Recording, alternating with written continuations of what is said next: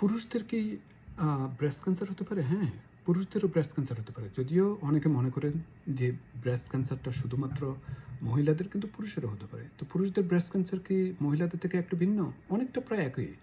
যেহেতু পুরুষদের হরমোনগুলো মহিলাদের থেকে একটু ভিন্ন, তো সেক্ষেত্রে একটু ভিন্নতা হতে পারে। তারপরও পুরুষদের ব্রেস্টের এরিওলা বা নিপলে যদি কোনো ধরনের ব্যথা অনুভব করে থাকেন, যদিও অনেক সময় ব্যথা অনুভব করা হয় না, ব্যথা অনুভব হলে, লালচে বর্ণের হলে, তারপর বার্নিং সেন্সেশন হলে, তারপর লাম্পি বাম্পি ফিলিং হলে, তারপর বগলের তলে যদি আপনার কোনো ধরনের লাম্প ফিলিং করে থাকেন, যদি ওয়েট লস হয়ে থাকে, তাহলে আপনারা আপনাদের ডাক্তারের কাছে যাবেন, যাতে এটি কোনো ব্রেস্ট ক্যান্সার কিনা সেদিকে একটু পরীক্ষা করানোর জন্য।